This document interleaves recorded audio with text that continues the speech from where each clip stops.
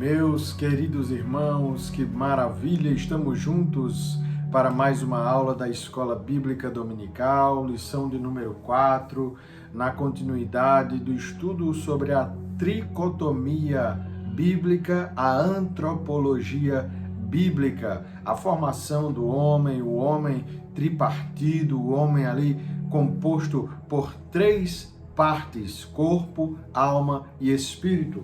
Não podemos nos esquecer da temática central do último trimestre de 2025, corpo, alma e espírito, a restauração integral do ser humano para chegar à estatura completa de Cristo. São lições importantes para a nossa compreensão, tanto da parte teológica quanto da parte antropológica, também das Santas Escrituras de um modo geral. Nós estamos na quarta lição, nesta presente aula, já estudamos 3 lições anteriores, tendo como ênfase, como foco, o corpo, a parte material do homem, a parte tangível do ser humano, a parte onde nós podemos apalpar, ver, enxergar, ter o contato ali direto, tendo em vista que alma e espírito não têm essa mesma característica, não possuem ambas essa característica de ser material, de ser palpável. Ninguém pode tocar a alma, ninguém pode tocar o espírito de outrem, somente Deus. E é interessante que a palavra de Deus nos afirma que a própria palavra é que penetra a divisão da alma e do espírito do homem. Então só a palavra de Deus, só Deus, que é o Criador do homem, tanto do seu corpo, quanto da sua alma, quanto do seu espírito, é que pode chegar até essa dimensão imaterial. Então nós estamos na quarta lição, última lição relacionada ao corpo humano, última lição concernente diretamente ao corpo do homem, a parte material. Após essa lição, na quinta lição e até a nona lição, nós estudaremos acerca da alma e as últimas lições acerca do espírito, como eu sempre tenho frisado aqui e como foi proposto pelo pastor comentarista do trimestre, o pastor Silas Queiroz, foi proposto didaticamente estudarmos primeiro sobre o corpo, depois sobre a alma, depois sobre o espírito e a última lição, fechando com chave de ouro, todo esse tripartido, todas essas 3 características que compõem o ser humano, sendo preparadas para o grande dia da eternidade, ou o grande dia do arrebatamento, quando nós estaremos por toda a eternidade com o Senhor Jesus. Lição de número 4, o corpo como templo do Espírito Santo. O texto áureo está inserido em 1 Coríntios, capítulo 6, versículo 19, e nos diz: ou não sabeis que o nosso corpo é o templo do Espírito Santo, que habita em vós, proveniente de Deus, e que não sois de vós mesmos? A verdade prática nos afirma: ter consciência de que nosso corpo é a habitação do Espírito Santo faz toda a diferença na maneira como o possuímos. Antes de darmos continuidade com a nossa lição, façamos, como de costume, uma oração. Você pode ter a liberdade de orar comigo neste momento. Pai, nós te damos graças por tudo que tens feito por nós. Queremos te pedir perdão por todas as vezes que falhamos contigo, falhamos com o nosso corpo, falhamos, meu Deus, de algum modo te entristecendo. Perdoa-nos, ser conosco, nos dá uma aula abençoada. Abençoa os meus irmãos que estão comigo aqui neste momento. É o que nós te pedimos, em nome de Jesus. Amém. A leitura bíblica em classe está inserida em 1 Coríntios, no capítulo 3, versículos 16 e 17, e capítulo 6, versículos 15 ao 20, e assim nos afirma a palavra de Deus. Não sabeis vós que sois o templo de Deus e que o Espírito de Deus habita em vós? Se alguém destruir o corpo ou o templo de Deus, Deus o destruirá, porque o templo de Deus, que sois vós, é santo. Não sabeis vós que os vossos corpos são membros de Cristo? Tomarei, pois, os membros de Cristo e fá-los-ei membros de uma meretriz? Não, por certo. Ou não sabeis que o que se ajunta com a meretriz faz-se um corpo com ela? Porque serão, disse, dois numa só carne. Mas o que se ajunta com o Senhor é um mesmo espírito. Fugir da prostituição. Todo pecado que o homem comete é fora do corpo, mas o que se prostitui peca contra o seu próprio corpo. Ou não sabeis que o nosso corpo é o templo do Espírito Santo, que habita em vós, proveniente de Deus, e que não sois de vós mesmos? Porque fostes comprados por bom preço. Glorificai, pois, a Deus no vosso corpo e no vosso espírito, os quais pertencem a Deus. A introdução nos afirma exatamente o seguinte: na lição anterior, vimos como o pecado afetou o corpo humano, trazendo sofrimento e morte. Mas vimos também que a obra redentora de Cristo é poderosa para restaurar todas as coisas, o que inclui a redenção de nossa matéria corrompida, conforme Romanos 8:23. Nessa lição, estudaremos a respeito do corpo como templo do Espírito Santo, enfatizando sua importância e necessidade de cuidado, principalmente quanto à santificação. Tópico 1. Corpo, propriedade e habitação divina. Ponto 1. Comprado e selado. Antes de sermos comprados por Cristo na obra da redenção, o ser humano, com toda a sua composição, foi criado por Deus e por isso é sua propriedade. Depois da queda, Deus trabalhou para resgatar a humanidade caída, a fim de novamente ser um com a sua propriedade, com o seu povo.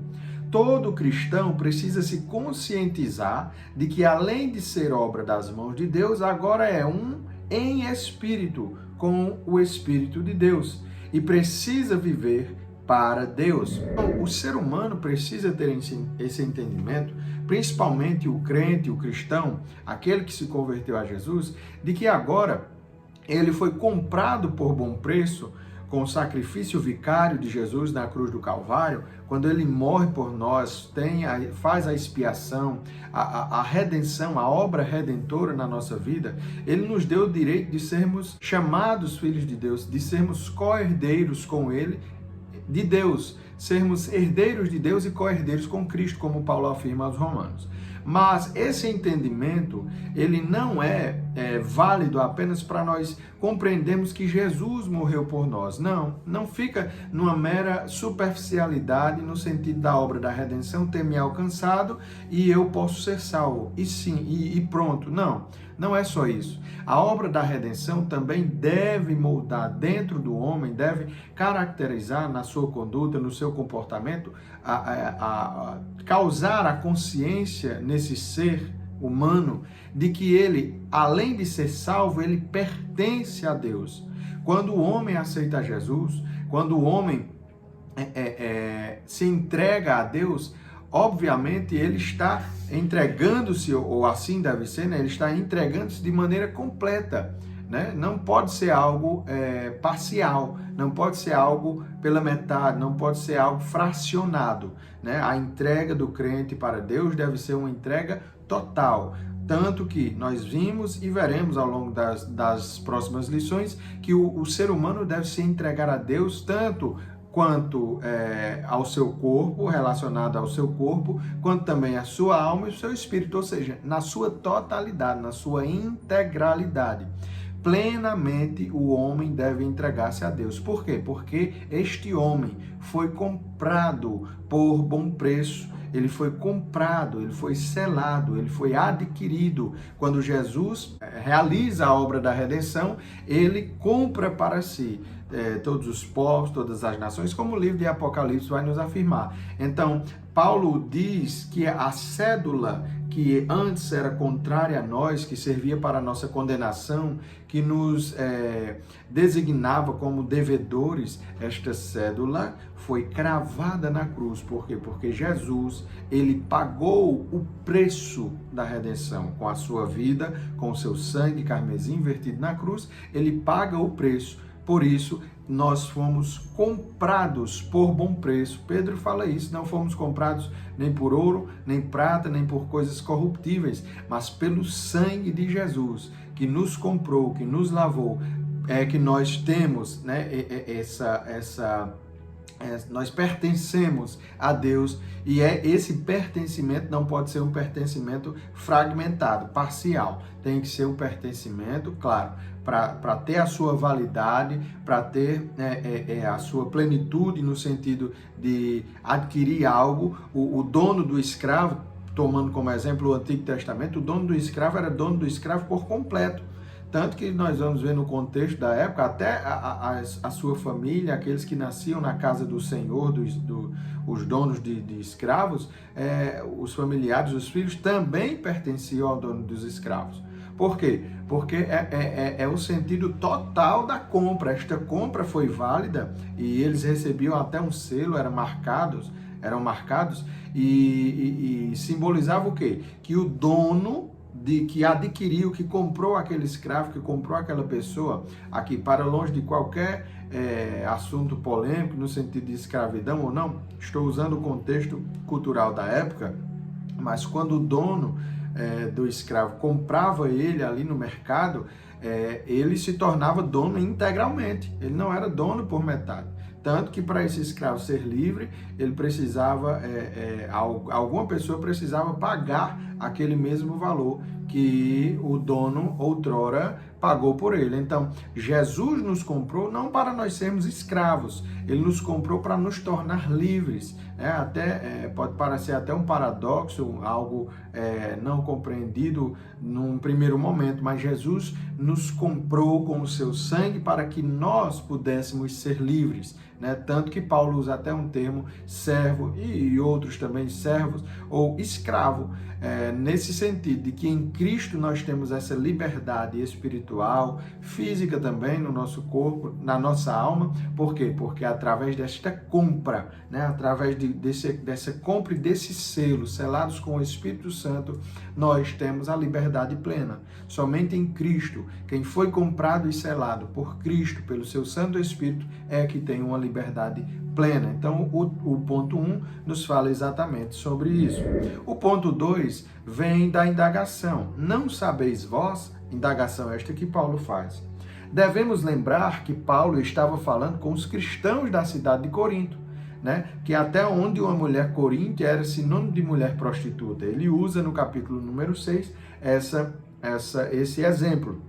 Em Corinto, a exposição do corpo e a prostituição eram comuns entre os pagãos. Dessa forma, a igreja precisava saber que o corpo é templo do Espírito Santo e deve ser cuidado com pureza, respeito e pudor. O autor, o pastor Silas Queiroz, autor e comentarista do Trimestre Atual, ele vai tratar no livro de apoio acerca da cidade de Corinto, mostrando ali as perspectivas históricas, as perspectivas arqueológicas também, de certo modo. Ele vai tratar acerca da depravação que a cidade de Corinto vivia. A cidade de Corinto era uma cidade promíscua, completamente depravada, tanto no sentido da prostituição, como de outros pecados, da idolatria. Lá tinham altares de deuses que eram adorados, que eram venerados, enfim, o paganismo era algo presente na cidade de Corinto, tanto que Paulo, ao escrever estas duas epístolas, tanto a primeira quanto a segunda, aos Coríntios, ele usa figuras que os coríntios compreendiam muito bem.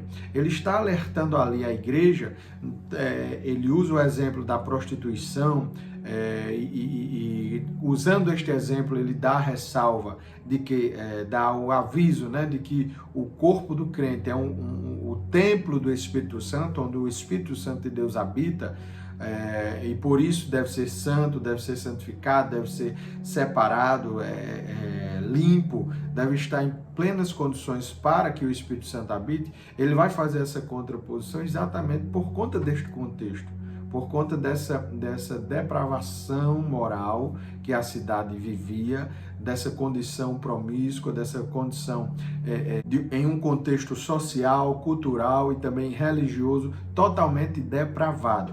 Então, Paulo pega esse contexto e alerta, nós sabemos, inspirado pelo Espírito Santo, alerta a cidade e os crentes. Claro, os crentes de Corinto são o alvo ali da epístola de Paulo, mas claro que posteriormente serviu, o testemunho dos crentes serviu também para impactar a cidade de um modo geral, tanto que vários crentes viviam lá. E um contraponto interessante é que mesmo com essa cidade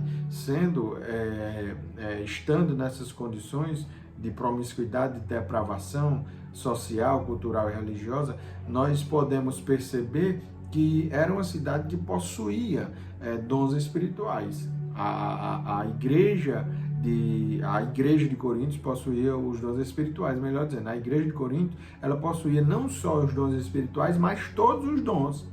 Porém, quando Paulo inicia a sua carta, lá no capítulo número 3, ele vai considerar esses crentes como meninos, né? Claro que não todos, mas isso nos traz um exemplo de que uma igreja que está inserida num contexto pecaminoso, num contexto de uma sociedade pecaminosa, de uma sociedade depravada, ela ainda assim pode ter, ela deve ter dentro dela, dentro do seu contexto ali de culto, de comunhão, de harmonia cristã, de comunidade cristã, ela deve ter a presença do Espírito Santo. Então nós sabemos que tem os problemas, mas mesmo diante desse contexto, a igreja também possui os fiéis, possuía a igreja de Corinto, e a igreja contemporânea também possui os fiéis. Por isso que nós não podemos condenar uma igreja por todo, porque sempre tem o joio e sempre tem o trigo. O joio sempre se demonstra ali nas suas ações, na falta, na ausência de fruto, mas o trigo, né, o crente que é comparado ao trigo, ele demonstra também nas suas ações, dando o fruto, e esse fruto é o considerado, o chamado, como Gálatas 5:22 vai nos mostrar, esse fruto é o fruto do Espírito Santo, ali nas suas várias, nas suas multifacetadas denominações, né? Amor, gozo, benignidade, longanimidade, enfim. Esse fruto do Espírito Santo é visível num crente que tem o Espírito Santo. Então, a igreja de Corinto, ela tinha o Espírito Santo em si, porém, outros crentes também viviam numa situação totalmente diferente. Por isso o alerta, por isso a chamada de Paulo, por isso a repreensão dele, quando inicia a sua carta, a sua epístola, considerando aqueles crentes ali que estavam com aquele comportamento como crentes meninos, crentes que não podiam comer um alimento sólido, não podiam se alimentar de algo firme, porque eram meninos, eram carnais, viviam conforme as suas concupiscências. Então é este o alerta de Paulo. E aí Paulo vem e diz, não sabeis vós, né? Contrapondo esta posição deles, esse comportamento deles com a situação que o crente deve viver, como o crente deve viver. Não sabeis vós que sois templo e morada do Espírito Santo de Deus, claro, trabalhando aí na questão espiritual, a questão da mente, a alma dos crentes, mas também do corpo, porque ele alerta quanto também o cuidado do corpo, né? Sabendo que este corpo é templo e morada do Espírito Santo. O ponto 3 vai nos falar sobre propriedade e domínio. A Bíblia ensina que somos membros do corpo de Cristo, santuário de Deus, noiva de Cristo, rebanho de Deus, povo de Deus, dentre outras nomenclaturas. Diante da nobreza do que somos, precisamos viver de forma digna dessa reputação, que dignifique esta reputação. Porque se nós recebemos essa nomenclatura, é como nós vimos no trimestre passado, quando em Antioquia os crentes são chamados pela primeira vez de cristãos, né? Atos 11:26. Quando eles são chamados pela primeira vez de cristãos, recebem essa nomenclatura de cristãos, eles recebem por um propósito. Qual? Porque eles estavam tendo a mesma conduta de crentes, ou de Cristo, melhor dizendo. Eles estavam tendo uma conduta sadia, uma conduta que se assemelhava à conduta de Cristo. Eles estavam sendo realmente crentes verdadeiros no seu testemunho de vida, na sua conduta ali social e religiosa. Porém, quando nós analisamos essas outras nomenclaturas aqui do ponto 3, nós devemos ter em mente que para nós é um privilégio grande recebermos essas denominações, nós sermos encaixados dentro dessas nomenclaturas. Nós somos santuários de Deus, membros do corpo de Cristo, noiva de Cristo, rebanho de Deus, povo de Deus. Olha quantas nomenclaturas, olha quantas designações que nos dão o privilégio de sermos participantes. Nós somos filhos de Deus também, como a palavra vai nos afirmar. Enfim, todas essas situações em que o crente pode ser chamado, que o povo de Deus está inserido, é motivo de nós analisarmos qual conduta nós estamos tendo. Se nós estamos dentro, de fato, desse escopo de ser membros do corpo de Cristo, de sermos santuários de Deus, de sermos povo de Deus, de sermos rebanho do bom pastor, será que nós estamos mesmo inseridos nesse contexto verdadeiramente? Ou nós estamos achando que por recebermos essas nomenclaturas, nós estamos fazendo parte, mas as nossas obras não estão condizendo com alguém que de fato está inserido nisso? Então nós precisamos ver se de fato nossas obras estão dizendo que eu sou membro de Cristo ou do corpo de Cristo, e se eu estou agindo como membro desse corpo, se eu sou rebanho de Deus e eu estou obedecendo à voz do pastor, se eu sou povo de Deus e estou vivendo conforme o povo de Deus deve viver, se eu sou noiva de Cristo e eu estou me comportando como a noiva de Cristo. Então nós precisamos ter este cuidado. Por isso que no final do ponto diz aqui, precisamos viver de forma que dignifique, que torne essa reputação, essas reputações dignas de fato serem colocadas, de serem nomeadas, destinadas a nós. Então nós precisamos ter esse cuidado e termos em mente que não é apenas o nome em si que importa. Mais importa não receber a nomenclatura, mas estar inserido dentro desse grupo, do que receber a nomenclatura e estar enganadamente fora deste contexto. A visão geral do tópico 1 nos diz: o corpo do crente pertence a Deus e deve ser santificado como templo onde o Espírito Santo habita. Tópico 2, o corpo como tabernáculo. Ponto 1, portador da presença.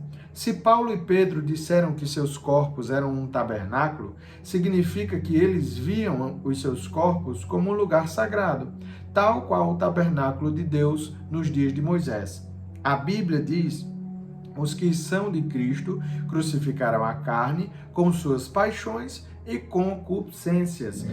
Quando Paulo fala isso em Gálatas 5:24, ele está dizendo que os que estão ou os que são de Cristo, tanto são quanto estão, crucificaram a carne, ou seja, mortificaram, deixaram a conduta da carne, as ações, os ímpetos da carne de lado. Abandonaram as condutas ou lutam para abandonar as condutas carnais, as concupiscências, a soberba da vida, a questão carnal de um modo geral. Então, quem está em Cristo, os que são de Cristo, crucificaram tais obras, com as suas paixões e as suas concupiscências, os seus desejos, as suas vontades, os seus ímpetos, aquelas inclinações para o erro, para o pecado, de fato. Mas quando o ponto 1 nos fala sobre portador da presença, faz essa comparação exatamente com o antigo tabernáculo, que era o tabernáculo do tempo de Moisés, aquela tenda toda bem elaborada, toda bem detalhada, que o próprio Deus deu as características dela a Moisés quando da sua construção. Mas quando nós comparamos, quando Paulo e Pedro falam sobre ser tabernáculo, eles estão exatamente comparando esta situação em que, assim como Deus habitava no tabernáculo, a presença de Deus era constante ali entre o povo, Tanto que quando ele ordena a Moisés construir o tabernáculo, ele diz que eu habitarei no meio de vocês, né? Um Deus que habita no meio. Por isso que Jesus também, inclusive, no seu nome é Emmanuel, é Deus conosco, porque é um Deus que está conosco, é um Deus que habita em nosso meio. E em Apocalipse vai tratar sobre isso também, dizendo que ele descerá seu tabernáculo e ele será o nosso Deus e nós seremos o seu povo. Então são essas comparações. E aí Pedro e Paulo comparam, dizendo que o nosso corpo, que nós somos tabernáculo, né, de Deus. Por quê? Porque somos também portadores, tipologicamente falando, né, com essa tipificação do antigo tabernáculo, do templo de Moisés, nós somos também portadores desta presença, porque Deus habita em nós. Agora, não no templo físico, no sentido de panos, de uma estrutura física que deve ser desmontada quando vai se deslocar e remontada. Não, o nosso próprio corpo é um tabernáculo, é a residência, é a morada, é o templo de Deus. E aí tem essas duas nomenclaturas, templo e tabernáculo, mas nesse mesmo sentido de habitação, em que Deus habita, a presença de Deus está ali constante. E algo interessante que o pastor Silas Queiroz aborda no livro de apoio é a comparação, a similaridade do antigo tabernáculo da época de Moisés com o corpo humano, porque o tabernáculo na época de Moisés era dividido em 3 partes: os átrios, ou o átrio, né, que é ali o pátio, o santo lugar e o santíssimo, né, onde estava ali a arca do concerto, a arca da aliança. E quando faz essa comparação, compara com o corpo humano, né, que é composto de 3 partes: corpo, alma e espírito. E aí há a citação no livro de apoio, que eu achei interessantíssima, que há essa similaridade no sentido do corpo humano. Por quê? Porque o átrio é a parte ali mais externa, assim como o nosso corpo é a parte externa. Já o lugar santo é a parte intermediária, que fica ali entre o átrio, o pátio, e o Santíssimo. Então ali seria a nossa alma, a parte que tem a parte dos preparativos, do propiciatório, né, da própria menorá, dos pães da propiciação. E já o Santíssimo, que é a parte mais íntima, que é a parte mais oculta assim aos demais, mas que o sumo sacerdote entrava para oferecer os sacrifícios, e Deus se manifestava ali, e tinha a arca da aliança, né, dentro deste local, é comparado com o nosso espírito, que é exatamente a parte relacional com Deus. Por isso que há a afirmação na Bíblia que o Espírito de Deus testifica com o nosso que somos filhos de Deus, ou seja, o relacionamento espiritual entre homem e Deus. Então há essa comparação, eu achei interessante de trazer aqui para os irmãos esta questão que o pastor Silas Queiroz aborda tão primorosamente no livro de apoio. Os irmãos podem adquirir o livro de apoio pela nossa casa publicadora. É de suma importância para você, professor, ou até mesmo você, aluno, que gosta de se aprofundar no conteúdo das lições bíblicas. Ponto 2, tabernáculo e tricotomia. Como eu falei, o tabernáculo foi feito no deserto, também nos representava como a habitação de Deus. Assim como Deus habitava nas 3 repartições do tabernáculo, o lugar santíssimo, o santo lugar e o pátio ou átrio, né? Deus deseja estar presente em nosso espírito, alma e corpo para cumprir o seu desejo de sermos um com Ele. Foi o que eu disse agora há pouco. Ponto 3, um tabernáculo guiado. Assim como o tabernáculo era movido através da movimentação teofânica da nuvem, o cristão deve ser guiado exclusivamente através da palavra de Deus e o bendito Espírito Santo, ou do bendito Espírito Santo. O cristão deve fazer como Moisés e sempre dizer: se a tua presença não for conosco, não nos faça subir daqui. É o que Paulo fala aos Romanos lá, Romanos 8, 14, todos os que são guiados pelo Espírito, estes são filhos de Deus. Então, como tabernáculo, o tabernáculo precisava ser removido do lugar quando havia peregrinação e era levado, né? Ali os levitas estavam à frente, eram os responsáveis por toda essa questão de ordem, de organização do tabernáculo, enfim, das adorações, os sacerdotes também, mas era preciso ser guiado o tabernáculo físico na época de Moisés, e Deus se fazia presente quando montado novamente, e a nuvem ganha essa figura, né, teofânica, a presença de Deus ia acompanhando ali, e eles iam sendo guiados por Deus. Do mesmo jeito, este novo tabernáculo, né, que somos nós, nosso corpo, templo e morada do Espírito Santo de Deus, precisa ser guiado, mas não guiado por nós mesmos, né? Sem mim nada podeis fazer. Jesus faz isso, fala isso em João 15.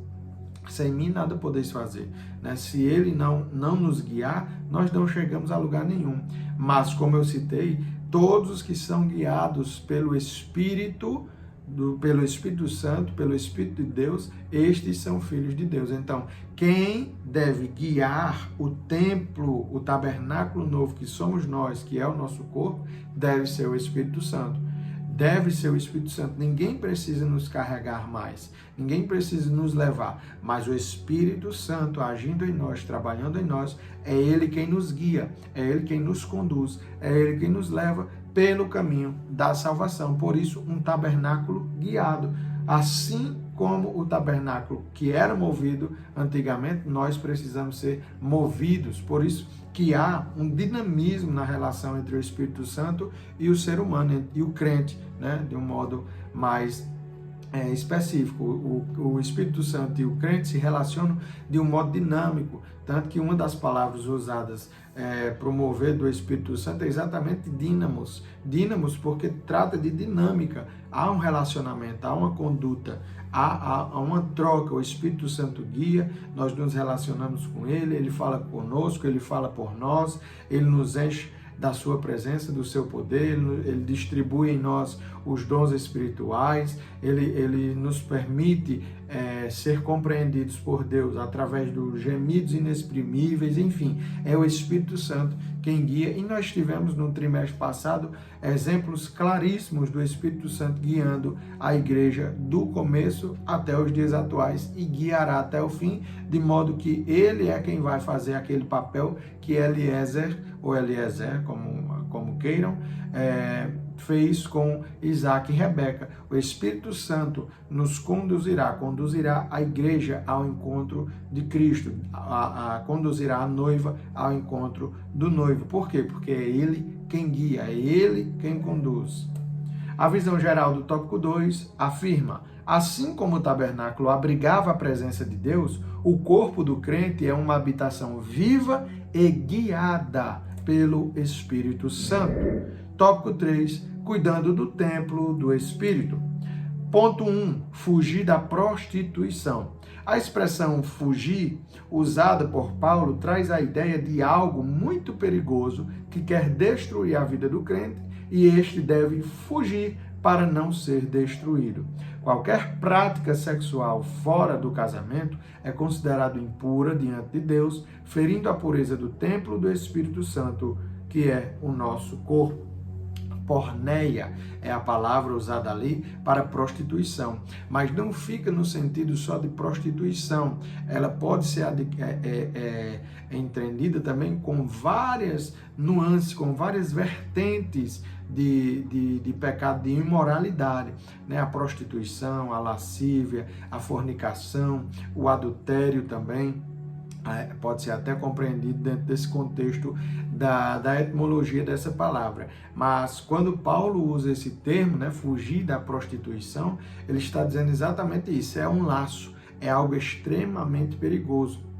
Interessante que a Bíblia vai nos dizer que nós devemos resistir ao diabo. Não manda fugir do diabo, manda resistir ao diabo, ou seja, lutar, confrontar, com fé, claro. estando em Cristo, estando firme, resistir ao diabo, né?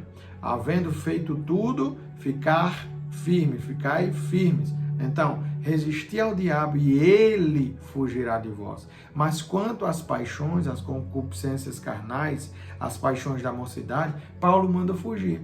Por quê? É algo que trabalha, nós sabemos, claro, que por trás de todo mal, Satanás está. Mas a questão da prostituição, da fornicação, da lascívia, essa parte da imoralidade, muitas vezes ela começa no nosso próprio subconsciente, na nossa própria mente, na nossa própria, no nosso próprio visão, aquilo que nós deixamos adentrar nos nossos olhos, né? E se a candeia do corpo são os olhos, e se há trevas nessa candeia, quão grandes serão essas trevas, quão densas serão essas trevas.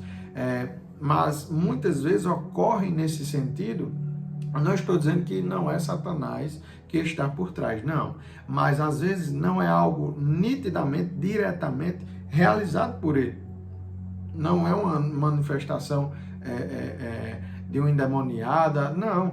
Às vezes ocorre sutilmente em nossa mente e ali nós vamos dando corda, como diz, e aí quando vemos já está no estágio de queda, né? Em um abismo chamando outro abismo. Mas esse sentido que Paulo usa o termo fugir é exatamente por isso, a periculosidade, o perigo que a prostituição e as outras vertentes concernentes à palavra, a etimologia da palavra porneia, a lascívia, a fornicação, o adultério, o pecado contra o corpo, todo esse contexto de imoralidade, de condutas imorais, de condutas ilícitas, seja dentro ou fora do casamento, seja entre homem e mulher, ou seja, pessoas do mesmo sexo, todo esse contexto é um abismo muito, muito grande que vai chamando vários e vários outros abismos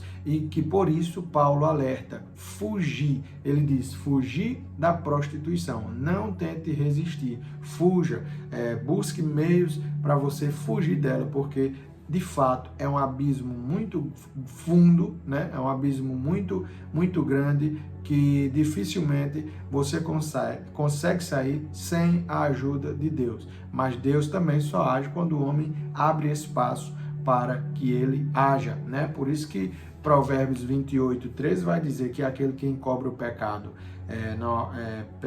perece, né? Morre ou recebe ali, não recebe nada, melhor dizendo, mas aquele que confessa o pecado e deixa, alcança misericórdia. Então, neste momento, você está me assistindo, faça uma oração comigo em prol disso. Senhor Deus, nós queremos te pedir que o Senhor perdoe as nossas falhas, os nossos erros, as nossas condutas erradas contra o nosso corpo, que nós cometemos contra Ti, que nós fizemos, meu Deus, muitas vezes percebendo ou não percebendo. Nós estamos confessando aqui neste momento os nossos erros e as nossas falhas. O meu irmão que me escuta, a minha irmã que me escuta neste momento, está também confessando a Ti, meu Deus, todas as ações que nós cometemos no nosso corpo, na nossa mente, na nossa tríplice composição. Nós queremos te pedir perdão em nome de Jesus. Amém. Dando continuidade, ponto 2, disciplinas espirituais. Para vencer os desejos da carne, é de suma importância ter disciplina espiritual através das seguintes práticas: vigiar, orar, estudar a Bíblia, jejuar, frequentar a igreja, né, que é ali a congregação, ter comunhão com os irmãos, a comunhão cristã. Paulo disse que devemos andar no Espírito para não satisfazer os desejos da carne. A palavra andar está relacionada com as práticas que agradam o Espírito Santo. Quem se envolve com as práticas que agradam o Espírito Santo não cumpre os desejos da carne. É exatamente isso. Se eu pratico uma, automaticamente eu não estou praticando a outra. Do mesmo modo, o inverso é verdadeiro. Se eu estou praticando as obras da carne, eu automaticamente não estou praticando as obras do Espírito. Se eu pratico as obras do Espírito, eu não pratico as obras da carne. Nunca tem como praticar as duas juntas. Não. Ou eu estou praticando uma ou outra, porque se contrapõe. É que nem água e óleo. Não se mistura, não tem condições de misturarem. Elas não se misturam. Água e óleo não se misturam. Obras da carne e obras do Espírito não se misturam. Ou é um ou é outro. Por isso que não existe meio crente, né? Ou você de fato é ou não é. Não existe meio salvo. Ou você é salvo ou você não é salvo. No sentido de que ou eu estou caminhando corretamente ou eu não estou, né? Não quero entrar aqui em questões de eleição, enfim, de calvinismo ou de arminianismo, não. Só estou falando no sentido de convicções, de conduta verdadeira. Ou eu tenho obras do Espírito ou eu tenho obras da carne. Não pode jorrar de uma mesma fonte dois tipos de água. Água morna ou água quente ou água fria. São as únicas duas opções. Água salgada ou água doce. Não tem como vir ali um meio termo, não tem como vir ali metade de um, metade de outro. Ou é um ou é outro. E como é que nós podemos vencer? O ponto 2 nos afirma, com disciplina, né? Com a conduta ali, com a constância, e com disciplinas cristãs, com disciplinas espirituais, melhor dizendo, vigiando, orando, lendo a Bíblia, meditando nela de dia e de noite. A Bíblia diz que aquele que medita, né, na lei do Senhor de dia e de noite é como a árvore plantada junto ao ribeiro, né? Sempre dá o seu fruto na estação própria, tudo que faz prospera, né? E a sua posteridade não passa, não perece. Mas assim não é o ímpio, né? O ímpio é como a folha, enfim, o Salmo 1 vai nos mostrar isso belamente, de modo maravilhoso. Mas com essas condutas, vigiando, orando, jejuando, lendo a palavra, congregando, indo para a igreja, testemunhando, tendo experiências com Deus, louvando a Deus, adorando, mesmo em meio às dificuldades, evitando murmurações, evitando difamações, contendas, coisas contenciosas, enfim. Tendo estas condutas espirituais, nós podemos fugir das obras da carne, não executando-as, mas executando as obras do Espírito. Ponto 3, as disciplinas corporais. Se por um lado tem as disciplinas espirituais, nós também temos as disciplinas corporais.